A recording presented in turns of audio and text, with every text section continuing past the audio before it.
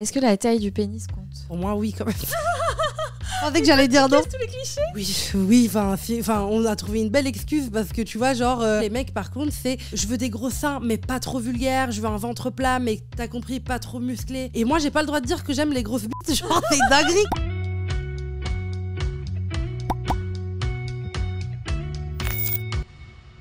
Salut Amal. Salut Pauline.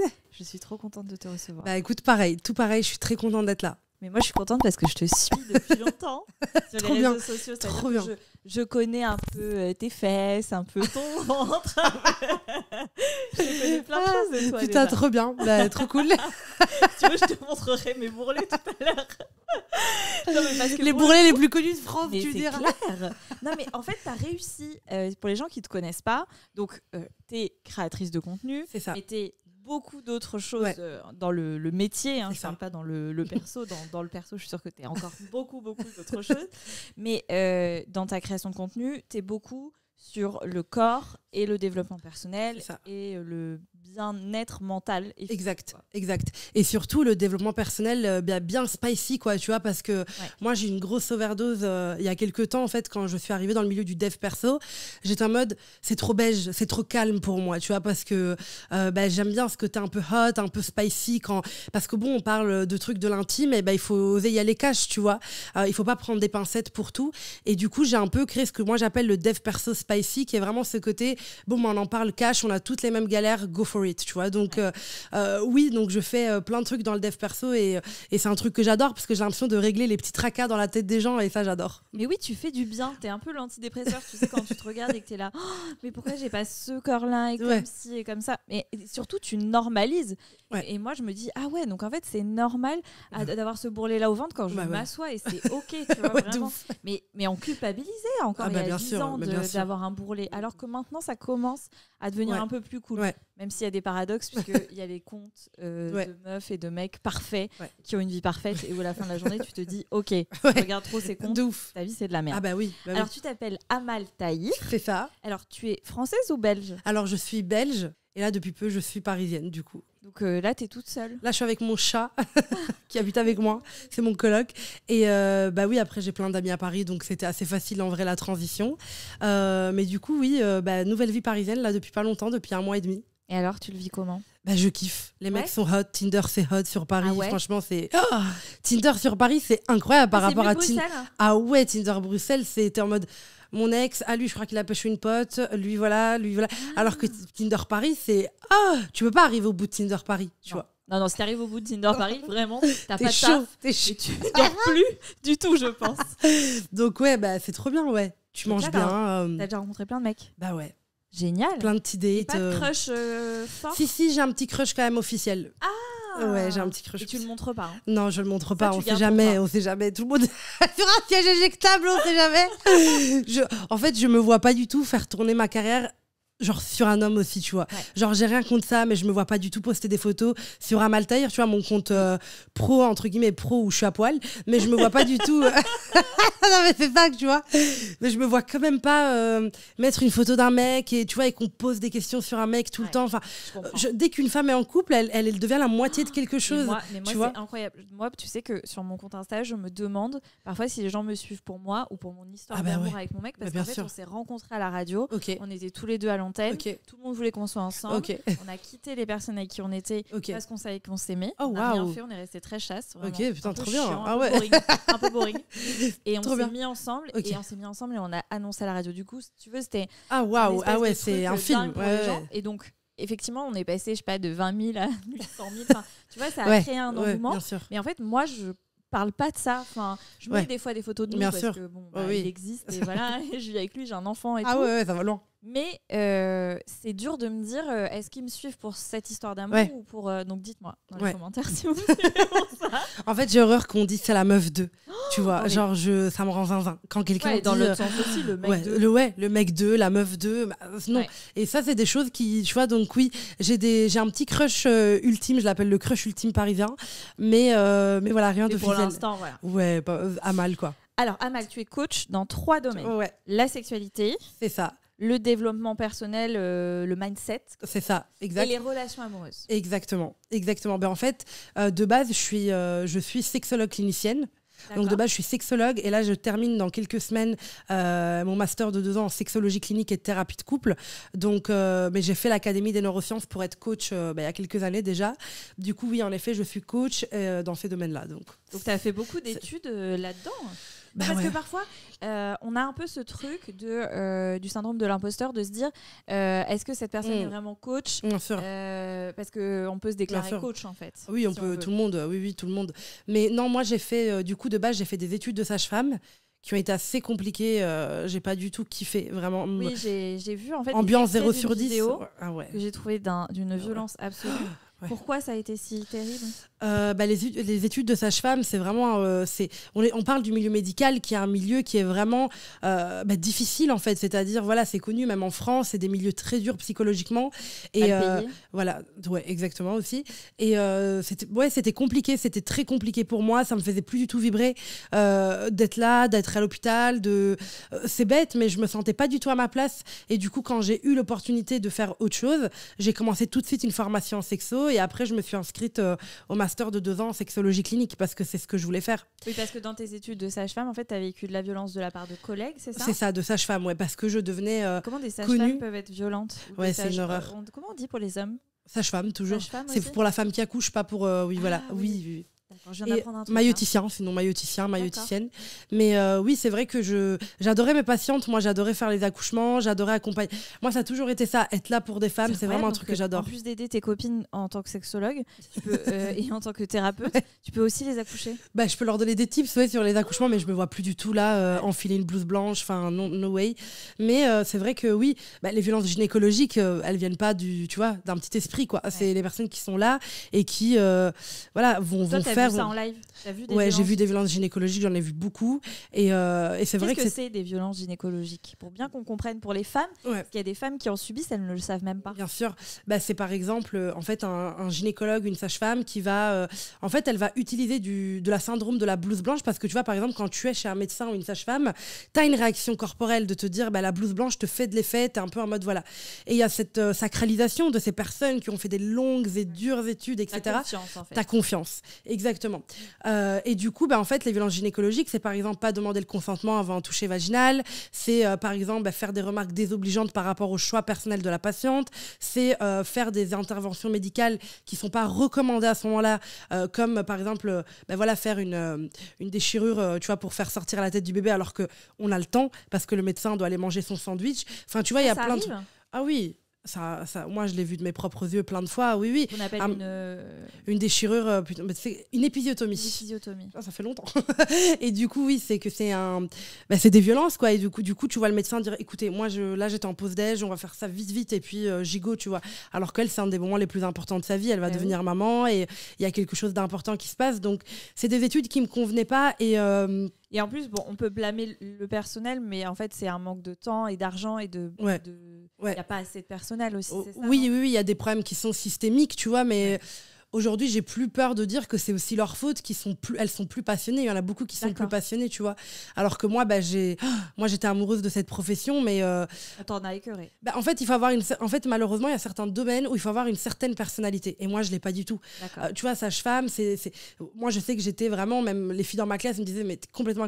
Enfin, je suis quelqu'un d'hyper ouvert, je rigole fort, je parle fort. Quand je parle à une patiente, je suis très à l'aise, je l'écoute, je suis vraiment dans une vibe. C'est génial. Voilà. Moi, j'aurais bien voulu que tu m'accouches. J'ai des super sages-femmes. Trop bien. Mais c'est vrai que elle voulait quelqu'un de plus carré. Et du coup, le fait que, en fait, moi, j'étais pas du tout stressée de dire là, je suis pas d'accord. Pourquoi on fait ça? Pourquoi la patiente, elle ferait pas ça? Et ça les énervait, en fait. Tu proposais d'autres alternatives. Ouais, je voulais en savoir plus. Tu proposais de tout savoir. C'est ça. Et le plus important. Voilà, pour moi, c'est ce qu'on appelle dans le médical le consentement éclairé. Tu vois. Du coup, voilà, j'ai arrêté ces études-là et j'en suis très contente. Oui, t'as l'air très contente. Ah ouais, trop. Alors, donc toi, Amal, t'as 102 000 abonnés, c'est ça? Donc, il y a plein de gens qui te suivent, une grosse communauté qui t'adore. Alors, pour plusieurs raisons. Déjà, parce que donc, maintenant, comme tu l'as dit, t'es coach sur tes réseaux sociaux pour un peu tout le monde, mais t'es coach aussi pour des particuliers. C'est ça, exactement. Mais en fait, je suis pas spécialement coach sur les réseaux, c'est-à-dire que mon ton et comment je vais écrire mes posts, c'est toi. C'est ça, je les écris vraiment en mode ta copine a mal, enfin, c'est vraiment donner des conseils. Mais je suis plutôt coach, dans la vie. Donc voilà, je fais mes petites séances le matin, en relation amoureuse notamment. Donc je vais rencontrer des femmes avec qui on va parler de leurs relations amoureuses et de leurs habitudes amoureuses et ce qu'elles ont envie de changer. Donc ça, c'est une partie de mon métier aussi. Donc c'est comme ça que tu vis. Tu vis de ces coachings, des réseaux sociaux et de tes livres. Ouais, c'est ça. Je vis beaucoup plus de tous mes contrats sur les réseaux sociaux, les partenariats, etc. Je ne peux pas faire autant de coaching que je voudrais parce que déjà le métier de créatrice de contenu il est énorme, donc tout le temps. On le rappelle encore une fois, il y a du montage, il y a de l'écriture, il y a du graphisme, il y a de l'écriture, il y a de la relecture. Non, j'ai une graphiste Sixtine qui va me donner des coups de main, mais c'est quand même. Tu fais beaucoup de choses toute seule. Ouais, je fais beaucoup de choses toute seule. Je suis assez autodidacte et du coup je fais pas autant de coaching que je voudrais, mais ça me convient bien cet équilibre parce que mon but c'est vraiment de me développer dans la création de contenu de plus en plus, c'est vraiment ce que je kiffe faire et du coup voilà. Ouais, c'est là où tu es vraiment vraiment épanouie. Ouais. En fait, tu fais ton métier mais t'es toi. Enfin, oui, c'est quand même, exactement. Exactement. T'as un podcast aussi qui s'appelle Garth Therapy. Non mais ce nom, il est génial. Ouais. Alors j'ai vu que tu avais changé de nom. On va pas revenir sur cette affaire. Les gens sont relous. Ouais, ça y est. Ok, très bien. Maintenant, il y a un nouveau nom qui s'appelle Garth Therapy qu'on ne peut pas oublier. Ouais. Et on a tout de suite envie d'écouter, on a envie de se dire quels sont les gros potins. Qu'est-ce qu'elle raconte. En fait, Garth, on adore parce qu'on sait qu'aujourd'hui, ça veut plus dire la fille méchante, ça veut dire juste la fille qui dit les trucs que tout le monde pense. Exactement. Donc, oui, ce podcast, c'est mon petit nouveau bébé, là. C'est un tout petit bébé. Il est né en novembre, décembre. Et du coup, dans Garth Therapy, le but, c'est vraiment de parler de choses qui nous font du bien. En fait, tout est parti du fait que pour moi, les conversations qu'on a entre meufs ou entre copines, entre potes, elles font grave du bien. C'est vraiment une thérapie. Tu sais, parfois, tu vas juste te poser là, autour d'un verre, raconter tout ce que tu as sur le cœur. Tout le monde va te donner son avis. Et c'est là où tu refais un peu ton monde intérieur, tu vois. Et du coup, pour moi, c'était vraiment le thérapie dans le sens se poser avec ses copines et faire ça. Parce que moi, par exemple, c'est comme ça que j'ai décidé de travailler dans le sexe, dans la sexologie clinique. C'est que, en fait, quand on a commencé nos premières expériences à la fac, tu vois, en école de sage-femme, on parlait tellement de cul, genre all day, tu vois, genre, mais quand je te dis all day, c'est genre à chaque pause. Les mecs pensent qu'il y a que qui en parlent. D'ailleurs, ils en parlent moins que les femmes. Oui, je pense. Mais nous, genre, dans notre team, à l'école de sage-femme, on parlait que de cul, mais genre tout le temps. On était genre, on était en mode, mais t'es sûr qu'il faut faire ça? On en parlait grave, tu vois, c'était vraiment on découvrait plein de trucs, on était un peu, vraiment à la découverte de tout ça. Et c'est ça qui a fait que je voyais du coup mes copines kiffaient aussi, mais moi ça allait beaucoup plus loin. Je voulais comprendre leur comportement sexuel, pourquoi.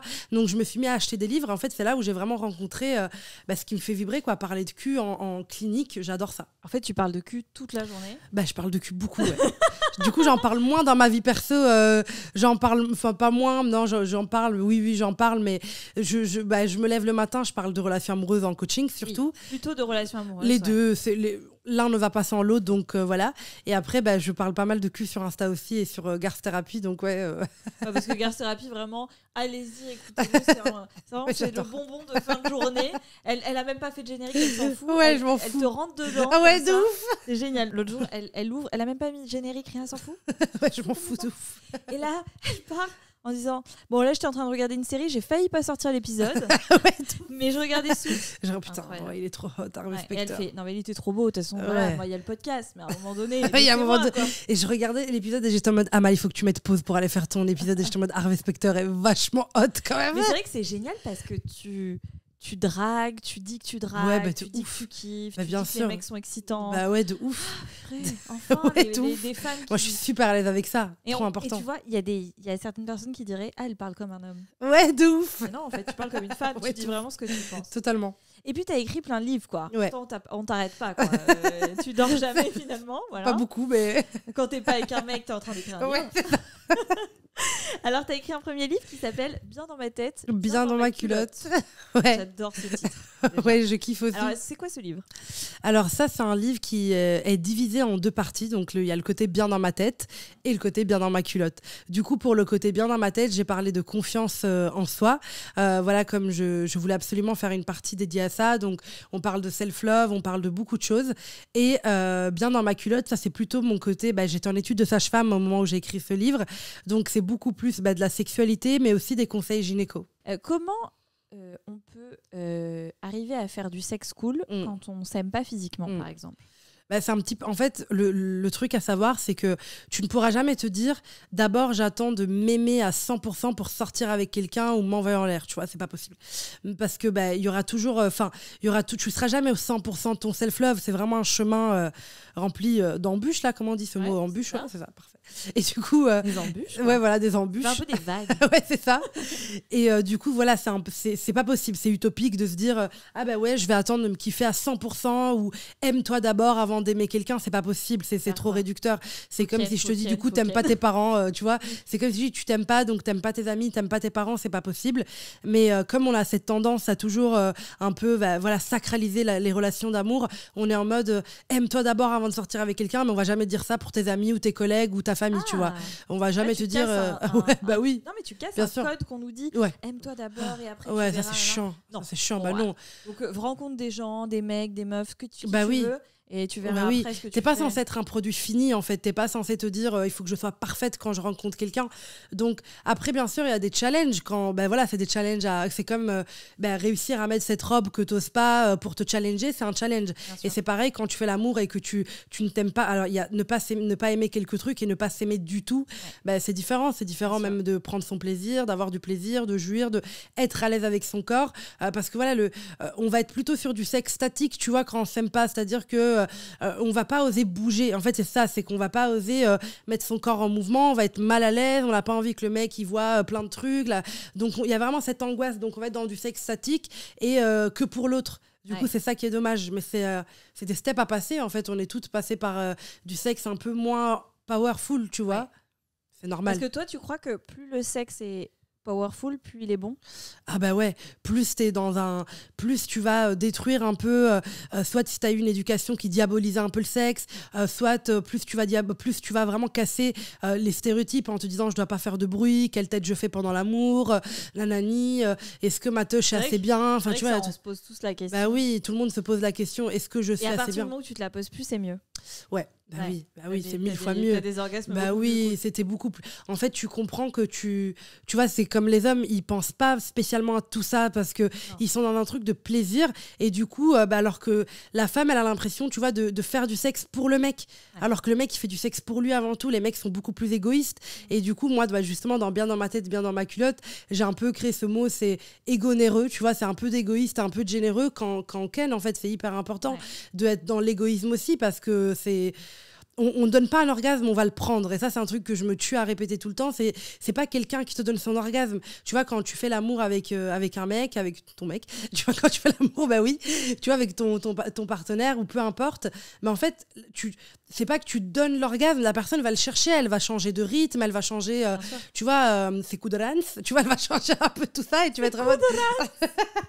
Elle va changer un peu cette vibe.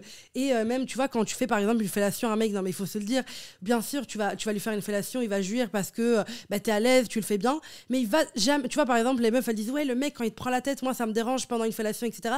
Mais en fait parce que eux on leur apprend à se dire là j'aimerais bien aller un peu plus vite, tu vois, tu peux le dire au lieu de prendre la tête des gens, mais voilà, enfin tu vois, non mais c'est vrai, il y a pas oppresser comme ça autrui, mais tu vois, je trouve que c'est trop bien parce que les mecs ils ont ce truc de je vais chercher mon orgasme. Les meufs, on est en mode, mais bien sûr que si tu touches pas ton clito, meuf, il va rien se passer. Enfin, tu vois, c'est normal que si tu allumes pas un sextoy, que tu le déposes pas sur ton clitoris ou que toi, tu mets pas tes doigts et que tu commences à stimuler ton clito, c'est pas possible, tu vois. Donc, oui, on ne donne pas un orgasme, on va le prendre. Oui, c'est ça. Il y a plein de femmes qui n'ont pas d'orgasme parce qu'en fait, elles ont juste une pénétration, même pas de préliminaire. Mais oui. Et ça, c'est terrible. Mais oui, un mec, il lèche même pas un peu, il est là, il panique pour, tu vois, stimuler un petit peu. Enfin, tu vois, je pense qu'il faut faire l'amour avec des gens passionnés, tu vois, avec des gens passionnés qui ont envie de découvrir, qui sont pas pressés, quoi. Les mecs pressés, c'est horrible, tu vois. Et même les meufs pressées. Moi, j'ai même des copines qui me disent ah non, mais moi, j'ai trop peur qu'ils me lèchent, les odeurs et tout, je vais droit au but, tu vois. Mais il y a pas de but. Je sais pas où tu vas, il y a pas de but. Donc, non, c'est pas une destination. En fait, il n'y a pas de plaisir. Ouais, il n'y a pas de plaisir et du coup, ça, c'est dommage parce que oui, mais il y a beaucoup de femmes qui vont dire je jouis pas, mais est-ce que tu te touches? Est-ce que tu vas le chercher, ton orgasme? Et la plupart me regardent en mode non, enfin, il y a une pénétration et je kiffe, j'ai du plaisir. D'accord, mais ça, c'est pas un orgasme, tu vois.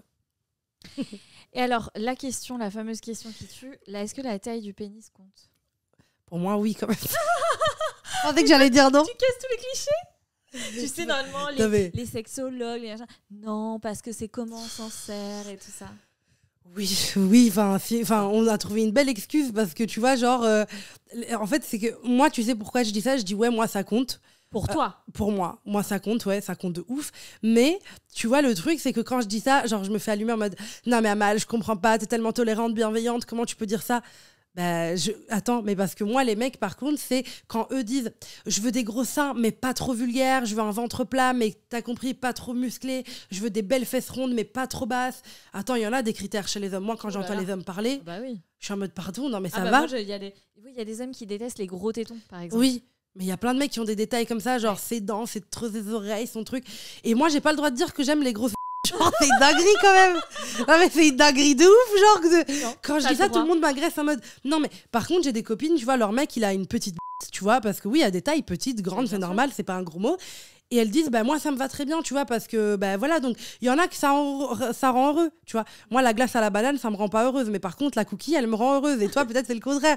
Et c'est pareil, tu vois. Donc, la taille, ça compte, ça dépend pour qui, comment. Mais moi, je dis quand même que oui, ça compte. Et franchement, honnêtement, j'ai quand même beaucoup de copines qui sont d'accord avec moi en mode, ouais, ça compte quand même. Et j'en ai d'autres qui vont être en mode, non, mon mec, voilà, mais on explore notre sexualité autrement. Et après, voilà, quand t'es très amoureux, tu trouves des solutions. Oui, c'est ça. Enfin, oui, tu kiffes. Mais tu dis la vérité. Oui, ça compte. Que beaucoup de femmes se disent. Oui, parce que eux peuvent très bien dire qu'ils veulent des vagins plus serrés, plus comme ça, et nous on n'aurait pas le droit de dire qu'on veut quelques centimètres en plus, tu vois, genre ça va pas ou quoi.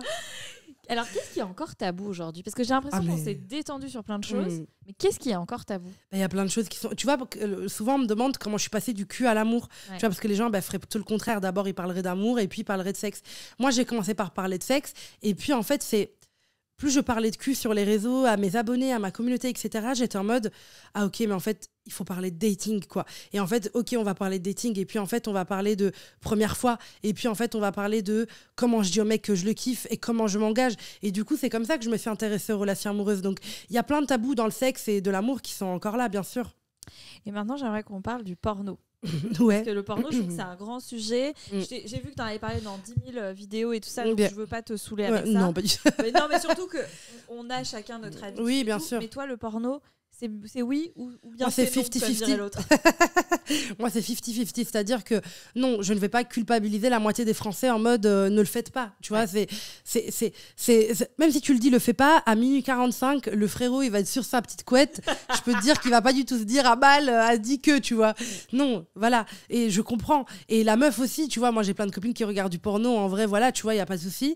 Mais c'est vrai que pour le. En fait, c'est qu'il y a vraiment des désavantages dans le porno. Tu vois, c'est-à-dire que bon, déjà, en dehors du fait que ça ressemble pas à la vraie vie, ça tout le monde l'a compris, tu vois, encore heureux, mais par contre ça influence quand même, tu vois, ça quand même, genre j'avais vu un mec qui avait fait une vidéo TikTok où en fait il racontait 2 mois sans porno et tout, genre il a dit je regarde dans la rue, je trouve les filles belles, genre c'est un truc qui m'était pas arrivé depuis super longtemps, ça pollue. Donc en fait, tu vois, ça va loin, très stéréotypé quoi. Bah oui, et même au niveau de, c'est pour ça que maintenant il y a du porno éthique, ça s'ouvre. Ouais, ça j'adore, ça c'est trop bien, ça c'est cool, et franchement c'est sale, tu vois, parce que oui, c'est pas un porno genre je me fais un thé à la menthe et Charles, tu vois, me caresse le dos, non, il déglingue aussi dans le porno éthique, et les gens ils me croient pas, ils disent mais non Amal, je vais pas regarder du porno éthique, ça doit être tout doux, moi j'aime un truc un peu kink et tout, mais c'est carrément ça, genre le porno éthique, c'est du vrai sexe, c'est du porno mais éthique. Ouais, voilà, c'est juste que tout est fait, tout est bien fait derrière, et en plus il y a tous les corps, bien sûr, tous les visages. parce que le but des pornos c'est quoi? Pourquoi le porno existe? Il existe pour pouvoir explorer tes fantasmes que t'as pas envie de faire, mais t'as envie de te toucher dessus, tu vois, ça n'a rien à voir, tu vois, des trucs que t'as pas envie de faire, peut-être t'as la flemme de t'habiller en écolière le mercredi soir, mais par contre regarder un film de cul en écolière ça te dérange pas, tu vois. Et justement, et puis le porno, il y a quelque chose de très antiféministe dans beaucoup de pornos, et le porno éthique c'est ça aussi, bien c'est sûr, féministe, bien sûr, parce que dans le porno de base, si tu vois le mec stimuler le clitoris et donner de l'importance à la meuf, c'est déjà bien. Et le porno éthique te montre comment le consentement c'est hot, tu vois. Il te montre, enfin, ça passe crème, tu vois, le consentement dans le porno éthique, c'est pas un truc lourd comme les gens imaginent, genre un panneau, je peux te toucher, c'est pas du tout ça, tu vois. C'est un truc hot, tu vois. Il y a tellement de manières de formuler le consentement de manière hot, tu vois. Toi, t'es très féministe, hein. Ouais. Ouais, je suis bien féministe. Et du coup, est-ce que tu as des haters, tu reçois de la violence de la part de certains hommes ou certaines femmes d'ailleurs? Oui, j'en reçois, mais pas spécialement pour mes valeurs féministes, parce que je déconstruis tout. C'est pas parce que le féminisme dit ça que je vais le répéter. J'ai l'exemple, hier après-midi, j'ai partagé un post sur le fait que avoir un plan cul, que t'as pas d'orgasme, c'est du bénévolat, pas un plan cul, tu vois. C'est comme quand je dis, les gens qui disent... tu vois, ça n'a aucun sens. Mais non, c'est comme quand je dis, un couple où tu dois faire tout le temps des compromis, où le mec, voilà, c'est pas un couple, c'est une garde à vue. Enfin, tu vois, je dis tout le temps ça, genre c'est pas normal, tu vois, il y a des trucs, c'est pas logique. Et du coup, je dis d'avoir un plan cul avec qui t'as pas d'orgasme, est-ce que quelqu'un peut m'expliquer le but? Et du coup, je savais que ça allait venir ce commentaire qui est féministe à la base en disant, mais Amal, l'orgasme n'est pas obligatoire pour que le rapport soit bon. Oui, d'accord, mais s'il y a jamais on dira jamais ça d'un plaisir d'un homme. Tu entendras jamais un homme dire, non, mais moi, c'est pas grave, moi, je veux juste faire l'amour, je veux pas d'avoir d'orgasme. Faire du bien à la personne que je vais rencontrer. Non, il faut arrêter de sensibiliser, de rendre doux l'orgasme féminin. C'est un orgasme au même titre qu'un orgasme masculin, c'est puissant, ça prend de la place, ça fait du bruit et c'est important. Donc il faut arrêter de dire... En fait, comme les gens ne savent pas comment conseiller les meufs parce qu'ils savent pas parler de manière cash pour qu'elles jouissent lors des rapports, on s'est dit... Oh là il y a trop de travail, on va juste dire que c'est pas important, tu vois. Ouais. Et du coup je savais que ça allait réveiller ce genre de truc, mais c'est pas normal. C'est comme si je te dis, Pauline, tu vas au resto, mais t'inquiète, si tu sors de là et que t'as encore la dalle, c'est pas grave. Ouais, alors que moi je suis pas contente. Non, mais t'es pas là, contente. C'est Google, la note. Mais oui. T'es ce genre de meuf. Non, c'est quoi ton signe astro, my god? Je suis cancer. Non, c'est pour ça que je suis comme ça. C'est plutôt mon mec qui était comme ça. Ah ok. Moi, il est quoi lui? Lui, il est... Oh là, attends, je sais plus. Il est lion. Ah ouais, ok, ouais, je le vois bien mettre des tu pas de viseur. Ouais. Et quand un truc est pas bien, il faut que les gens le sachent. Oui. Mais quand c'est bien, les gens le savent aussi. Oui, ils donnent des bonnes adresses. Non, moi je suis cancer. Non, moi vraiment, je veux pas d'histoire. Je passe. Ouais, cancer, t'es en mode merci, au revoir. C'est délicieux. Après, tu les déglingues dans le retour, t'es en mode mais c'était horrible. Oui, ça je les déglingue. Mais je les déglingue pas publiquement. Oui, c'est pas dans ta tête avec ton mec. Oui. Sinon je culpabilise, puis il y a mon karma. Donc, oui, non. Mais du coup, il y a plein de sujets que tu oses aborder comme celui-là, qui sont des sujets un peu wow, et comme le sexe pendant les règles. Wow, ah ouais, les gens, comment on va s'en sortir et tout. Et toi, t'es là, mais non, mais vas-y. Ouais, go. Moi, oui, c'est vrai que ça déclenche des réactions parce que il y a plusieurs choses qui déclenchent des réactions. Déjà, le fait que je sois ronde, grosse, etc. Les gens, ils détestent ça sur les réseaux sociaux parce que... T'es pas censé être aussi à l'aise pour eux, tu vois, la société elle est grossophobe, t'es pas censé être finger in the nose, je m'habille comme je veux, je suis à l'aise avec mon corps. En plus, toi, c'est pas genre pour faire genre. T'as envie d'être comme ça, c'est mais tout. Oui, je saurais pas m'habiller autrement. Enfin, moi, j'adore. Parce que moi, j'adore comment t'es habillée. Merci. Tu vois. Et avant d'avoir eu mon bébé, je m'habille un peu dans ce style-là. Ouais. Et c'est vrai que là, j'ai un peu changé et tout. Ouais. Et je sais que là, je suis en train de revenir. Ah, trop bien. J'en ai marre en fait. C'est dans ta Garth era, reviens. Ouais, là, je suis en Garth thérapie. Non, mais c'est vrai que moi, je m'habille vraiment comme ça dans la vraie vie. Les gens, souvent, ils commandent oui, c'est que pour les photos, tu sors pas comme ça. Mais non, mais ça va pas la tête ou quoi, je sors vraiment comme ça. Alors, dans le métro parisien, attention. Ouais, dans le métro parisien, attention, mais plutôt parce que les gens sont lourds, tu vois, mais pas parce que je suis mal à l'aise avec mon corps, pas du tout. Et du coup, souvent, c'est de la grossophobie plutôt en mode oh, t'es grosse, nanana, ça me fait ni chaud ni froid. Vraiment, moi, pour me atteindre sur ça, il en faut quand même. Parce que j'ai vraiment une tendance à un peu, je m'en foutisme sur beaucoup de choses. Parce que bon. Mais par contre, sur la sexualité, l'amour, oui, il y a des gens que ça. En fait, c'est des sujets sensibles. Tu viens réveiller un truc chez les gens, tu vois. C'est. Tu vois, si tu sors d'une relation compliquée et qu'au fond de toi, tu sais que le mec t'aimait plus, mais qu'il te quitte en disant, je sais pas, je déménage à Séoul, tu vois, tu vas être en mode... Je sais pas, moi jamais dit ça, mais... Tu vois, c'était trop précis, mais je sais pas. Je suis un gars à Séoul, donc tu l'attends. Rien à voir. Et du coup, tu vois, le mec, il te dit ça, et quelques jours après, tu vas boire un verre, et quelqu'un qui ne connaît pas ton histoire dit, non, mais ce mec... Enfin, il parle du fait que dans le couple, il y en a toujours un qui aime moins, qui va quitter l'autre. Tu vas te coincer, tu vas être en mode... Parce qu'au fond de toi, tu sais qu'il t'a pas quitté pour Séoul, il t'a quitté parce qu'il t'aimait plus. Donc ça réveille un truc dans ton cœur et c'est normal. Ça a l'air cool, Séoul. Ouais, tout. Non, je rigole. Mais oui, je vois très bien ce que tu vois, du coup, je m'attends toujours à des réactions parfois virulentes quand je parle d'amour et de dating. Les gens avaient détesté ça, c'était incroyable. Quand j'avais juste dit qu'en dating... Demander la couleur préférée de l'autre, c'est sympa, mais demande-lui des vrais trucs, quoi. Est-ce qu'il a déjà été en thérapie? Qu'est-ce qu'il pense de la politique? Tu vois, il faut tout. Ils disent, ouais, mais les sujets sont sensibles. Mais frérot, un jour, tu vas peut-être signer un contrat de bail avec cette personne, donc si tu ne demandes pas s'il a fait une thérapie, tu te retrouves au rayon couché avec un radin. Enfin, tu vois, genre, ça va trop loin. C'est pas normal. En fait, moi, j'adore les histoires d'ex. J'adore qu'on me les raconte. Toi, tu veux juste qu'ils bitchent avec toi, en fait, qu'ils te disent, ah ouais, elle était nulle et tout. Cancer, t'es cancer. Non, j'adore quand il dit aussi, elle était géniale. Ouais, non, mais je sais. Oui, mais ça, dans ce sens-là, t'es dans un bon mood. Alors qu'il y en a qui demandent ça pour être vraiment en mode, est-ce que je vais être aussi bien que son ex, etc. Ça, c'est pas bien, tu vois. Et alors, quand est-ce qu'on sait qu'on a un orgasme, Amal ? Ça, on le sait. Hein. Ouais. Ça, c'est une question qu'on pose souvent. C'est bizarre, c'est une question qui revient assez souvent. Et je me dis que ça, c'était assez puissant pour que ce soit un orgasme.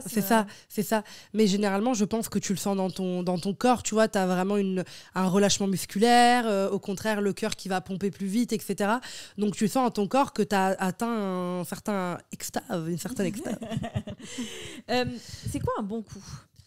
Un bon coup, je dirais que c'est en fait, c'est subjectif. Hein. Il y a des mecs, moi, je peux trouver incroyables et d'autres gens se dire c'était le pire coup de ma vie. Donc, je pense que ça dépend aussi. On est le bon coup de la bonne personne. Ouais, c'est ça. Franchement, oui. Après, il y a des trucs de base quand même. Tu vois, il y a des trucs de base. Alors, les 3 trucs de base pour être un bon coup, Amal. Consentement, vraiment sexy consentement, en mode voilà, dire clairement, vraiment vérifier que la personne ait envie de coucher avec toi. Pas forcer, pas être lourd, pas se frotter à autrui sans leur consentement. Il y a des mecs comme ça qui sont en mode ils forcent et en mode non. Enfin, je me demande même comment tu peux coucher avec quelqu'un qui te dit non et qui est pas à l'aise. Bref. Et du coup, je pense le consentement. Je pense le égonéreux, donc quelqu'un qui pense à son plaisir et qui l'affirme, mais qui sait penser aussi à toi et qui s'intéresse à ton plaisir et qui aime te voir jouir, c'est trop important. Et puis, je dirais quelqu'un qui arrive à faire du aftercare, tu vois, donc après le sexe. Quelqu'un qui est assez mature émotionnellement pour pouvoir prendre soin de toi après, parler avec toi. Et pas les mecs qui sont en mode, genre un peu bad boy, genre, ouais, c'est bon, là, on a couché ensemble, je pars. Enfin, tu vois, dramatique comme Never Change. Moi, ça me fait rire, hein, les mecs comme ça. Enfin, je suis en mode, mais... Ça te fait rire, toi ? Ça te blesse pas ? Non, plus maintenant. Mais tu sais, je me dis, c'est des mecs... tellement mal à l'aise dans leurs émotions, enfin tu sais, genre je me dis il y a vraiment un truc à travailler, tu vois. Donc je pense que c'est bien quand même, moi je peux coucher qu'avec des personnes comme ça, tu vois, qui ont ce truc de se dire voilà, on a couché ensemble, les 2 adultes. Le sex friend, il y a aussi le friend, c'est qu'il est important, tu vois. Donc ça, c'est je pense les 3 petits piliers. Et les cunis, c'est jamais trop. La rupture dans les films, on va vraiment voir ce truc, allez, on va faire la fête, tu tapes quelqu'un d'autre et tout. Alors que t'es au bout du rouleau. Mais oui, alors du coup, tu vis pas tes émotions parce qu'on a vraiment... en fait, on voit la vulnérabilité dans notre société comme une faiblesse. T'es censé mettre des stories où ton ex doit avoir le seum, etc. Ne sors pas avec quelqu'un qui a besoin de te voir à moitié à poil, genre dans ta story en mode comme ça, pour revenir vers toi. Ouais. Tu mérites mieux. Tu mérites quelqu'un qui sera là pour toi, peu importe ton état. Là, en fait, oui, il a réagi à ta story. Mais il a réagi parce que c'est son ego, parce qu'il se dit, voilà, et ça marche peut-être ta technique. Mais à chaque fois que tu fais ça, tu nourris une fausse idée de toi, en croyant que c'est que quand t'es archi bonne sur ta story que le mec te kiffe. Donc c'est dommage, tu vois. Donc, alors que... vis tes émotions, prends le temps d'être sur ton canapé, d'être triste. C'est ça l'amitié aussi, c'est tes copines qui sont pas du tout en dépression rupture, mais qui vont te soutenir dans ta rupture. Ouais, et je pense que c'est important. Est-ce qu'on peut ghoster ? Est-ce que quand on ghost, on est une horrible personne ? Je l'ai déjà fait plusieurs fois dans ma vie, je plaide coupable. Les clichés depuis tout à l'heure. Mais oui, je l'ai déjà fait. Tout le monde en fait, on est humain. Ça veut dire que oui, en fait, parfois le ghosting, c'est aussi pour protéger l'autre parce que tu te dis... là, j'ai pas envie d'avoir cette conversation. En fait, tu vois, le dev perso, c'est ça que je te disais. Le problème, ça t'as toujours 2 réalités. Prends le temps, t'es ta priorité, prends le temps d'avoir la conversation quand tu veux, ne ghoste jamais. Mais t'es en mode, là, j'ai le cul entre 2 chaises, j'ai ni envie. Donc oui, j'ai déjà ghosté, ça m'est déjà arrivé. Je prends le temps de digérer et de trouver les bons mots, en fait, tu vois, pour... voilà. Oui, donc tu désparais pas complètement, mais non, je fais un petit moment. Je fais une petite pause. C'est une pause réflexion. Voilà, t'écris 2 livres entre. Voilà. Puis tu le rappelles, tu fais bon, écoute, je t'aimais bien, mais... Ça arrive de ghoster, je pense qu'il faut pas culpabiliser pour ça, on l'a tous déjà vécu. Pour moi, c'est... moi, comme ghost, tu vois, je me dis, voilà, la personne ne me convient pas. Moi, je veux quelqu'un qui communique bien comme sûr. Ça. Il n'est pas capable de... En fait, c'est un peu violent. Tu te dis, mais qu'est-ce que j'ai fait, tu vois ? Oui, mais en fait, les personnes... Vraiment, Pauline, je pense que c'est le meilleur conseil qu'on peut donner aux gens qui datent, etc. Les personnes font ce qu'ils ont envie de faire avec toi. Tu vois, c'est comme quand j'ai une copine qui me dit, non, mais il veut pas de relation sérieuse pour le moment. Avec toi, tu vois, c'est ça la vérité, c'est qu'avec toi, il ne veut pas parce que... Tu dis des trucs comme ça à tes copines ? Oui, mais faut être cash, quoi, parfois. Moi, en fait, je sais pas faire... moi, c'est mon défaut, soit on adore, soit on déteste, mais je suis très cash, je prends pas de pincettes, etc. C'est-à-dire que c'est la réalité, mais même moi, tu vois... vas trop faire partie de mon cercle, hein. Je vais t'appeler à chaque fois, je vais te saouler vraiment. Moi, j'ai des copines quand même très présentes et qui peuvent être très violentes. J'avais été avec un mec où je me privais de tout, Enfin, je buvais une bière, je me lavais les dents avant d'entrer. Ça n'avait aucun sens. Vraiment. Ok, non, mais vraiment, strict, alors que j'étais l'opposé. J'étais féministe, militante et tout. Bien sûr. Et elles m'ont offert Femme de dictateur de Diane Ducré à mon anniversaire. J'ai compris le message. Et non, elles n'ont pas arrêté de me faire passer des messages comme ça. Et je trouve que c'est bien. Mais oui, c'est bien. Mais c'est ça. Tu vas juste dire ma peau. Parce que tu donnes des réponses bateau. Moi, j'ai horreur de ce genre de conversation. Oui, non, toi, tu fais pas de small talk. Non, je fais pas de small talk du tout. C'est quoi les lois de l'attraction? Est-ce que tu les utilises au quotidien? Ah oui, ok, parfait. Go. C'est ma question. Moi, je suis toujours dans l'épisode. Ok, c'était ça, ok, parfait. Alors oui, totalement, la loi de l'attraction, ma passion manifeste, oui, totalement. Moi, la loi de l'attraction, j'ai découvert en étant une entrepreneuse, c'est que j'ai commencé en fait à changer, et les relations, c'est venu après, justement. D'abord, il y a eu ce truc de... Ok, mais qu'est-ce qui se passe dans mon monde intérieur? En fait, j'ai vraiment pris conscience que j'avais un monde intérieur, que j'avais, que ce canapé, avant d'être là, il était dans la tête de quelqu'un qui s'était dit on va le mettre comme ça, et il est arrivé sur la vie, quoi, la Terre. Et du coup, je me suis dit, c'est ouf. Et du coup, j'ai commencé à grave m'intéresser à la loi de l'attraction, parce que j'y crois à 100%, et pour moi, c'est extrêmement important. J'y crois pas trop aux techniques 3, 6, 9, tu sais, genre les conneries comme ça. Je crois vraiment, par contre, au travail de soi, qui te permet de vraiment visualiser quelque chose et de pouvoir le manifester dans ta 3D, dans ta réalité. Ça, j'y crois complètement. Oui, dans ton livre, tu parles des 3 M. Manifester, méditer, masturber.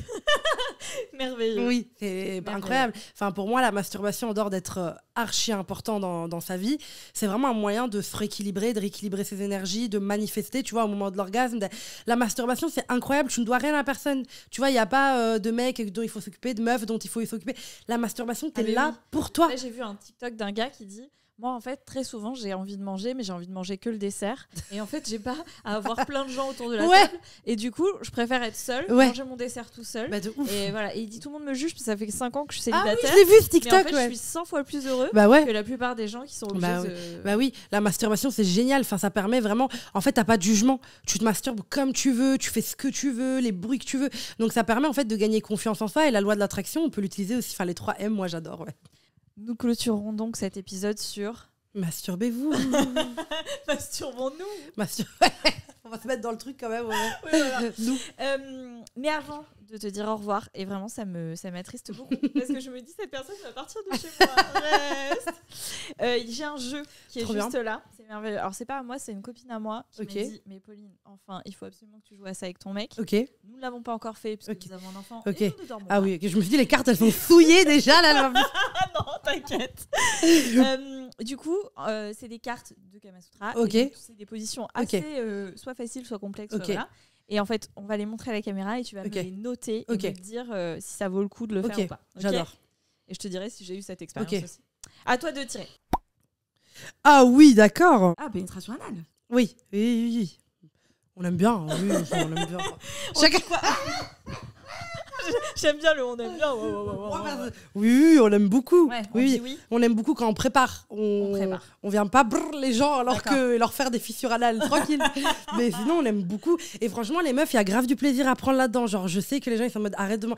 Mais clairement, il y a beaucoup de plaisir, même pour les meufs. C'est parce qu'en fait, tu vois, ton clito, il est là. Et en fait, il y a le. En fait, quand tu vas dans l'anus. Dans la grotte, en fait, tu vas toucher le clitoris d'un autre point. Et du coup, tu as grave des sensations parce que c'est un peu en parallèle. Et voilà, en parallèle. Peux avoir un double orgasme? Bien sûr. Non, mais tu peux. Quand tu es connecté à ton corps, tu peux tout avoir. Tu peux avoir Eva Longoria qui vient te dire bonjour dans ton salon. Ah oui, ça j'aime bien. C'est quoi? C'est genre quand le mec il est en mode. Ah oui. Quand toi tu fais rien. La vérité, là tu fais rien. Ouais. Là t'es juste en mode. Quand même, tu toi, peux bouger. Oui, voilà. mais si t'as la flemme, tu peux juste mettre l'ambiance avec des bruits. Moi, je fais ça quand j'ai la flemme, je me dis alors qu'en fait, je ne fais rien, nada, et je suis en mode. En fait, tu la fausse bonne élève parfois, tu vois. En fait, je mets tellement de avec mes cheveux, ma voix et tout, que le mec il se dit waouh, c'est un coup d'ouf, alors que j'ai pas bougé d'un poil, j'étais crevée. Et du coup, le mec il donne tout. Ok, donc la 7, on adore. Et tu lèves les jambes, enfin, il faut bouger l'amplitude des jambes, bien sûr. Même. Alors, je voulais aussi dire un truc qui est important que toi, tu as dit dans plein d'interviews et tout, c'est que tu parles des rapports hétérosexuels parce que ce n'est que ce que tu connais. Oui, c'est ce que je connais. Voilà. Mais autrement, t'es ouverte. Ah oui, c'est vrai que j'ai l'habitude de dire mec et tout, mais oui, bien sûr. C'est hyper assumé de ta part. Oui. Mais je suis contre rien du tout, bien évidemment. T'es pour tout, même. Au contraire. Ah oui, j'aime bien. Tu vois, c'est genre, en fait, t'es sur le mec, tu vois, et tu le branles, je crois, et lui, il est couché, enfin, tu vois. Ah, c'est une clasping. position. Ouais, donc en fait, au lieu de le branler comme les gens ils font comme ça, là, qui est un peu, tu vois, basique. Tu te mets vraiment sur le mec et du coup, c'est vraiment plus hot. Ça, j'adore, Ice contact, hyper important. Hein. Enfin, sauf en levrette, ça, on va y passer le ice contact. Mais sinon, c'est génial. Mais merci, Amal. Merci à toi. J'ai appris plein de trucs. Trop bien. Je ne savais pas, honnêtement, je vois sur tes réseaux que t'es drôle. Mais je ne savais pas que tu étais aussi drôle. Ah ouais. Donc Amal, ok, donc j'ai l'air chiante. Non, pas du tout. Non, t'es drôle, mais je savais pas que t'étais aussi drôle. Trop bien. Donc vraiment, Amal, lance-toi dans l'humour. Mais vraiment. Non, mais tout le monde me dit ça, mais c'est mort. Mais fais un one man sexe. Ok, tu peux me chauffer, ok. Ah ouais. Ça oui, mais allez. Je suis d'accord de gratter derrière et tout des trucs. Ok, vas-y. Non, t'es trop bien. T'es talentueuse dans ton métier. Je pense que t'es pas invitée partout par hasard pour parler de ces sujets-là. Ouais, j'adore ce que je fais. Études, tu en fais encore. Exact. Voilà, tu mérites ton succès. Merci. Une fois. Mais en plus, c'est carrément trop one man Je pense que vraiment les gens vont commenter cette meuf m'a tué de rire. Les gens, celle grosse, celle dit va te faire foutre. Ceux qui mettent ça de toute façon, je vous bloquerai. Reality, tu vois. Non, je les bloquerai ces gens. Pas de méchanceté sur ma chaîne YouTube. Elle a dit je les bloque. Bah oui, moi aussi je les bloque. Bisous Amal, t'es en train de te casser. Oui, ah pardon. Salut Amal, à très vite. C'est bon, tu peux dire au revoir à la caméra. Au revoir.